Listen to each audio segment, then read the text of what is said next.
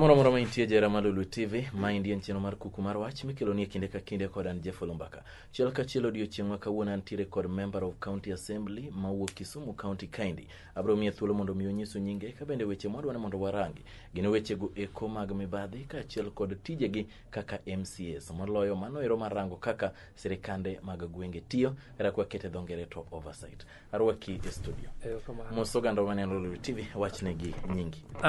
Nyinga Mheshimiwa Vincent Jagongo Chopa, MCA ma Northwest Kisumu Ward, kendo jakom ochung' weche mag health, housing and sanitation Kisumu County Assembly. Erokamano ahinya Mheshimiwa Vincent Jagongo, iwacho ni Chopa ing'eni en gima ringo matek ahinya. Kamano.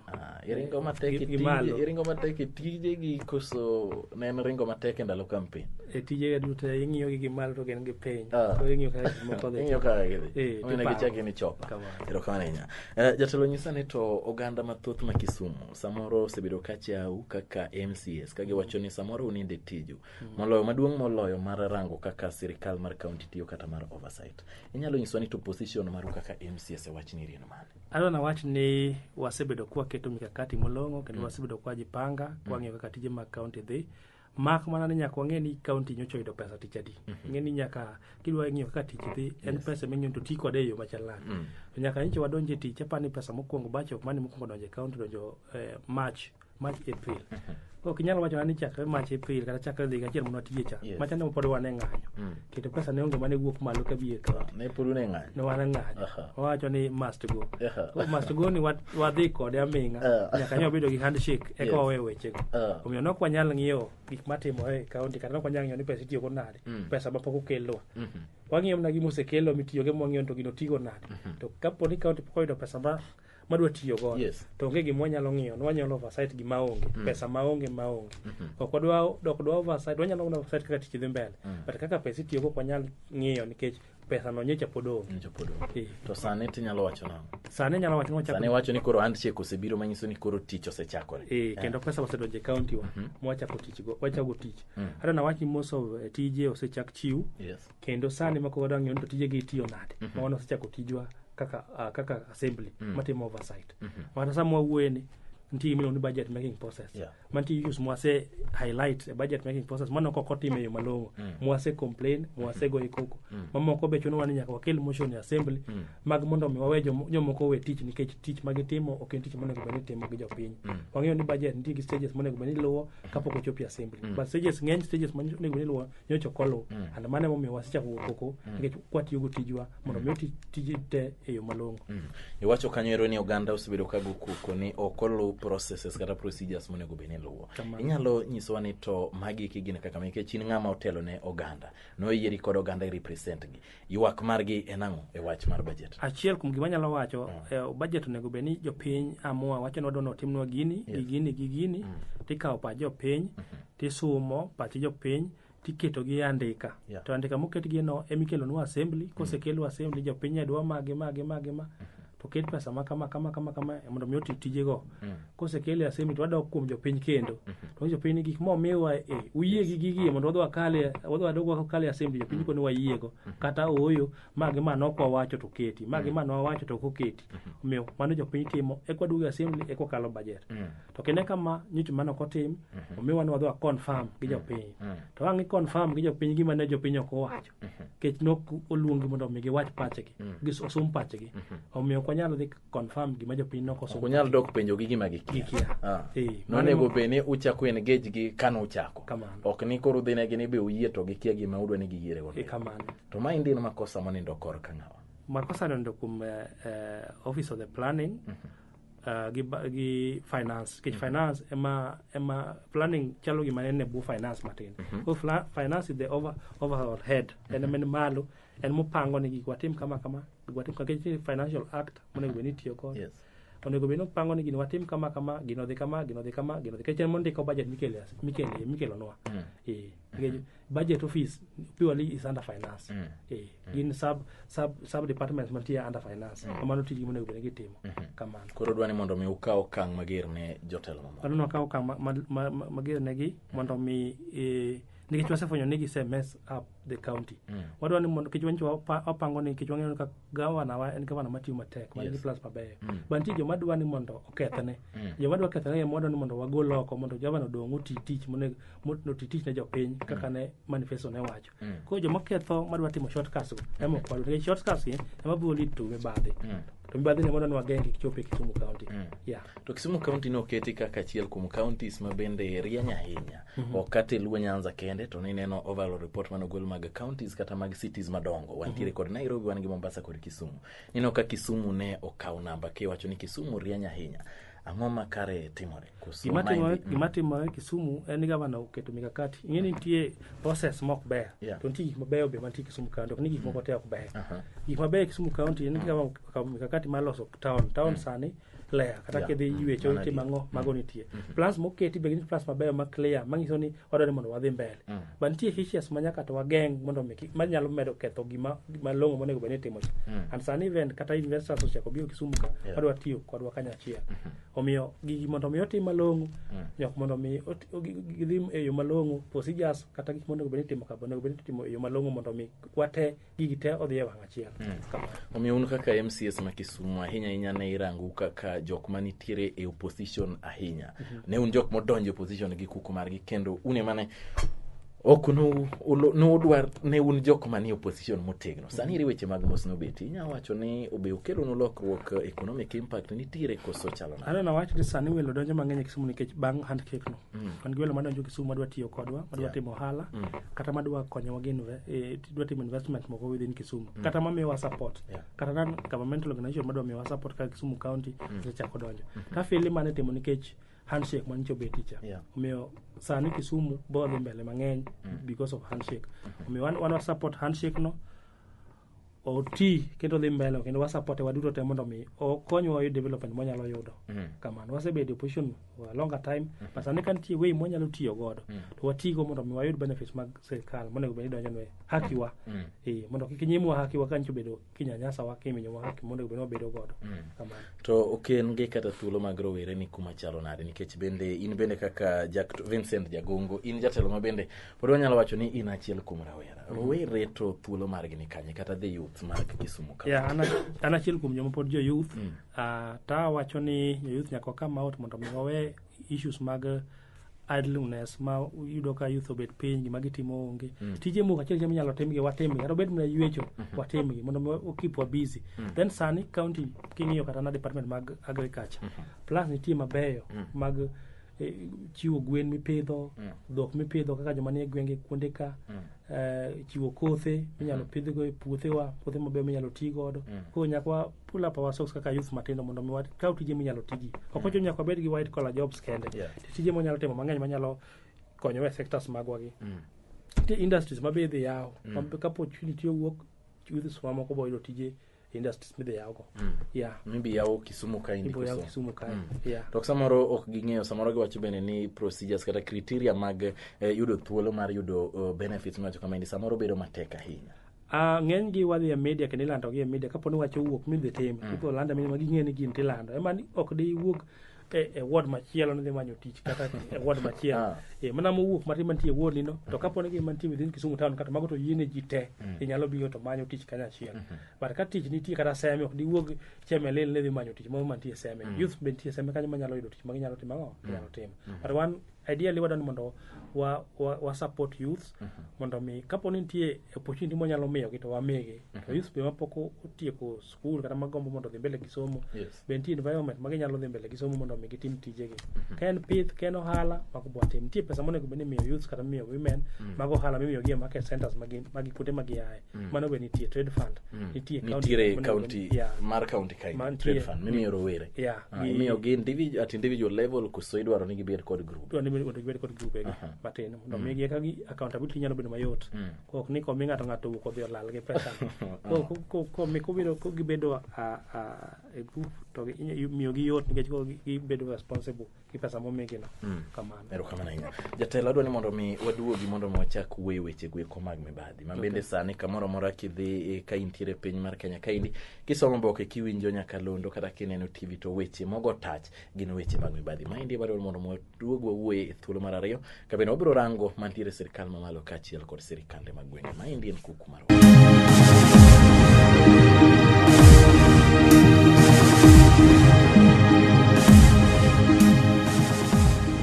Lulu TV, maendi en chenro mar Kuku Marwa ka bende odiochieng' ma kawuono mantiere kod Honorable Vincent Jagongo ma bende ong'ere ahinya kaka Chopa, en MCA mar Northwest Kisumu. Odiochieng' ma kawuono warango weche mopogore opogore ma bende oluoro Kisumu County kaachiel kod piny mar Kenya. Chaka ruoki e studio. Erokamano. Jagongo, nyisa ni to sani eri piny mar Kenya gik mirango gin mana weche mag mibadhi. NYS, KPLC, gimoro amora en mana weche mag mibadhi. Iparo ni piny mar Kenya sani eri wach mar mibadhi ni wanyalo tieke nade? Aneno ni president ochako tich wang'ani malong'o. Ang'iyo ni mondo oket gi weche mag mibadhi. Yes. But I feel ni pok otimo enough. Pok otimo kaka onego bed otimo mondo mi gino wadilo nikech mibadhi ka opoga ji ni small fish, yes, big fish. Yes. Sani ko wacho ni moko timo ni whales. Whales be odonje. Whales be odonje. Buta mako dongo. Gin ko gengo big fish. Ta feel ni jogi shughulika tumna gi joma tindo gi. Nikech ng'eni mibadhi ka ng'ato wacho ni oyudo pesa koket ni account ni 60 million. Ng'amu keto ne pesa ne account. Ng'ino ok dimaki ni yudo pesa account ni. Ok dimaki ni yudo pesa. Nti ng'ama pesa no kodhi account ni ko wuotho kodhi account ni. Nti ng'amu keti account ni kan. Ng'amu kete en. And magi kimotemo ng'iyo ni as much as ni otemo deal gi mibadhi, bantie kuonde ma disconnection moko mantie mate disconnect mok donji. Kuonde king'iyo kama tigo kwano teno ni gini ok donje. Kiad ma to ma ok donje wang'e. Mpod feel ni mibadhi kata pod okedogo pod owe loopholes mang'eny ma pod mibadhi nyalo dhi go mbele. Nikech mano na department achiel. Kwa ng'iyo pesa manyo lal kata mibadhi no lal. Department achiel. Mano achiel. Wawe mano NYS. Maize cattle nitie ka. Yes. Poko wuoye. Kata jomo timo mago pod ji kia malong'o. Ineno. And other scandals mosebedo ka nitie. Kenya Pipeline be nitie. To nitie moko mabe pok olandi. Ng'eni mage ma media ose expose. Nitie mathoth ma pok ofweny. Molele ma pok ofweny. Pesa ma mibadhi gitete ki chokote. Olomo pesa no nyalo konyo county ma Kenya e yo malong'o. But kaka itiyo kode kata kaka odhi e mfukni ji en pesa modhi into waste ke jogo dhi develop go themselves in the expense of other members of this country. To ka omenda nitiere mathoth kama indi olo ang'eni piny ka piny to nyaka hol omenda nyaka hol mondo mi weche mag dongo kodhi. To ka waulo ni wantiere kod pesa mano kare mikwalo mathoth madhi mana run to billions gi kare gin gi yakany. Mane mama kodhowa nikech mikwalo gin madonje department. Ng'eni seche moko yudo ka ng'ato over quote. Onyalo wacho ni mesa no adwa dhi purchase mesa ni gi milion 5. Ko sirkal miye milion 5 purchase go mesa ni. To dhi purchase mesa ni kata gi siling 5,000. Ko pesa modong ema lal go. Ko over quote gik mwatimo to wa nyiew gik ma bechgi ni piny gik ma over quote. Mane kaka pesa lal. Kaka wacho ni noko wacho ni kaka majo NYS dok minyiew ogono ngima malo ma chiwo mok mitiyo godo e tawel onyewa 100,000. Ko mane gima hinyowa. Ko pesa mwakwayo ko kwayo gi to watiyo kodgi yo mok long. Ko pesa gi dhi nyawa nikech nyaka chieng' wachul gi. Most of pesa moko kuom gi nyithiwa kwawa gi nyithiwa moko chulo. Gin gi go will rate. Gin gi go manyuol ni timi keto go wi midwa chulo. Mane mami afile jotendo nikech telo en gima ng'ato betie to wuok ng'ato betie to wuok. Ko konego beno we kan pinywa gi baden mang'eny kamano. For future leaders mabodonje. Miyo mana afile ni onego kaw action moingo mokaw ni. Onego tuwe ng'ato mokata ng'ato bed hanged. Imagine ni ng'ato bedo hanged no kwelo. To dhi timo nang'o nikech sani eri no osechako mawacho ni procurement officers kaachiel kod chief accounting officers mondo mi step aside. Omtata gini no osedhi domo chako chung wach ni eri. Owach ni oyo rituru gima dwaro wacho ni ok oluwo chik. Kare idwa ni mondo ked kode yo machalo nade. Kochako ni ito ji osechako dhi do ni oyo ma kori tiyo ga go nyaka lupend chik. Okonego be ni obedo gi ng'eni gima chanda gi sirkandwa. Yito nyaka gima otime ko ng'ato dwa timo odwa damage control ok tim ka gima osetimo.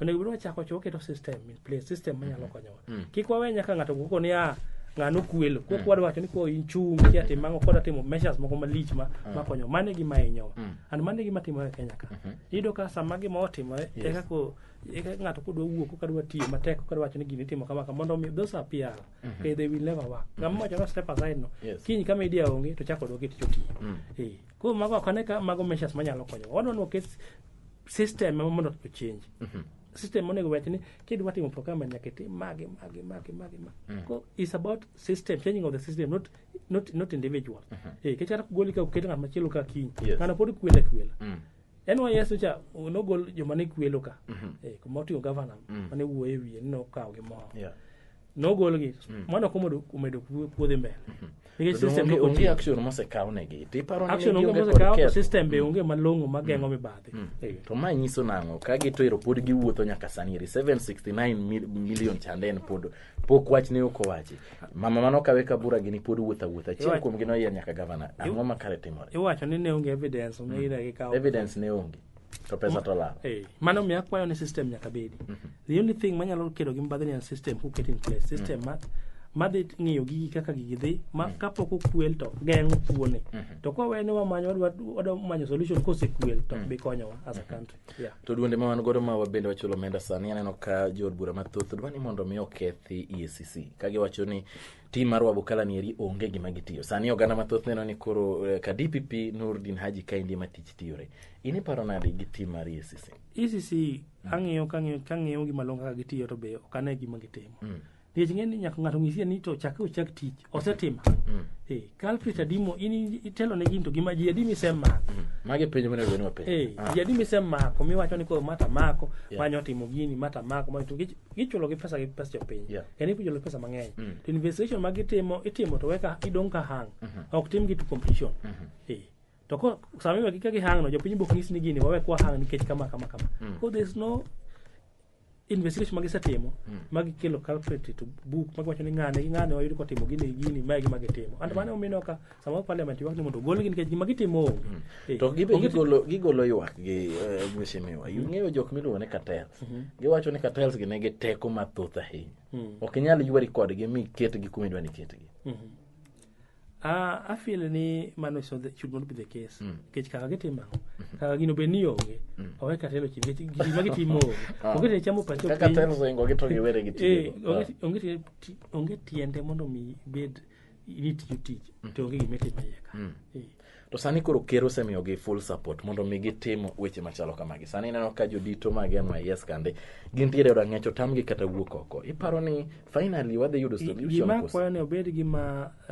long lasting solution obed gima nyalo budho kata obed gima nyalo tim mana ok ne mana ne scandal ma NYS no kende to obed gima nyalo tim if in the future again mondo mi system go obeni nyalo bedo support mo from president to gibed monitored magi wamesho ni gitiyo kiko bed gima sama piny lieto entie bang 1 month ka piny osik kegi osikwe to kendo kicha gilal gedhe gidoke nindo kendo chieng'o ino ng'iyo ni sada mo chako wuok kendo machielo ka kicha gichiw kendo will gi weche and Kenyans are good at forgetting very fast Erokamano jatelo chaka duogi Kisumu kaka achiel kuom jok ma bende nitiere e committee mochung' ne weche mag thieth bende.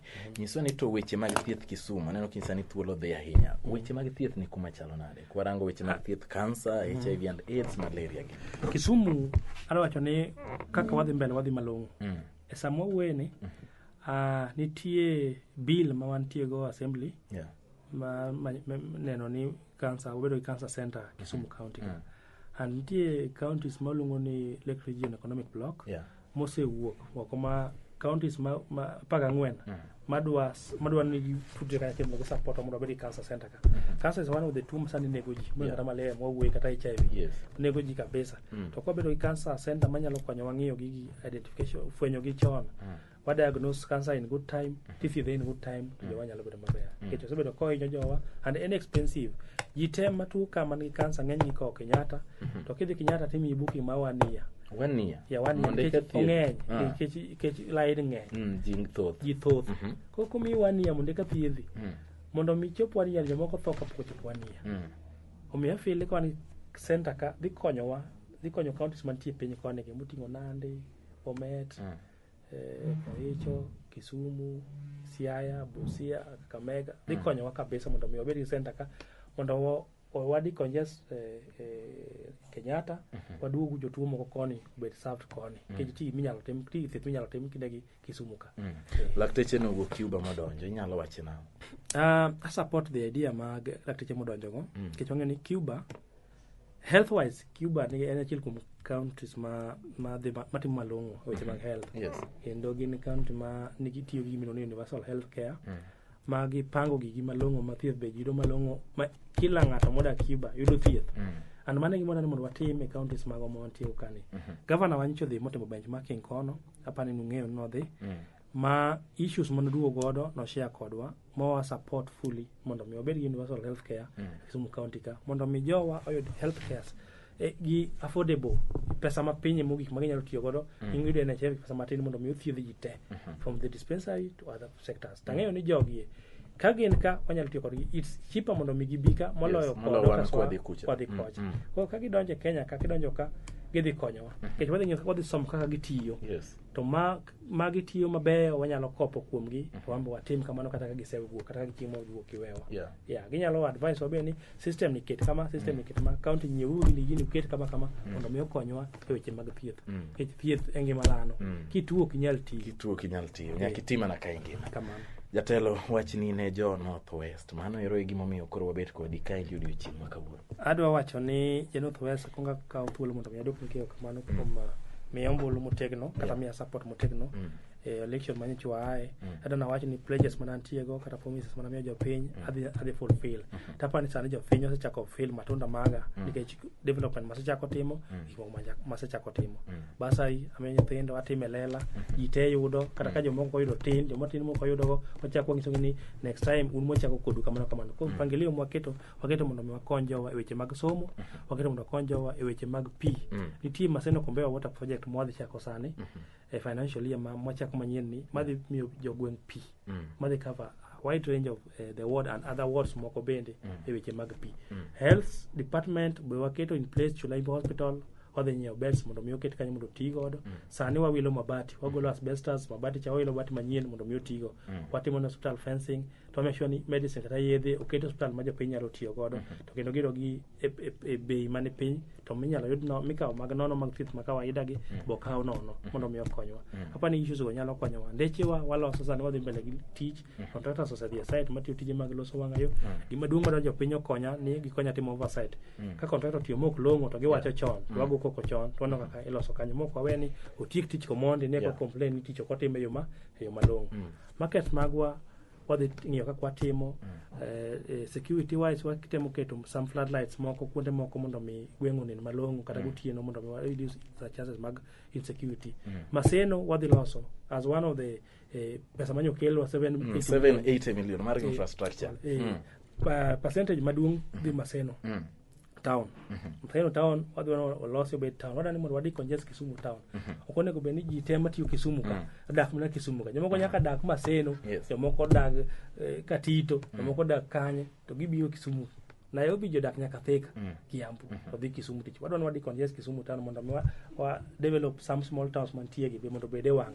Maseno is going to be one of the beneficiaries of the development. Pesa mano yudo ni kamano. Ero kamana inya Vincent Jagongo chopa kawuok e Lolwe TV ana Jeffolo Mbaka cheno machalo kama endi wachako kelo ni odiochieng' machielo. Ero kamana inya kumbiro mheshimiwa kai doctor Imoson wa North West. Wache kamano.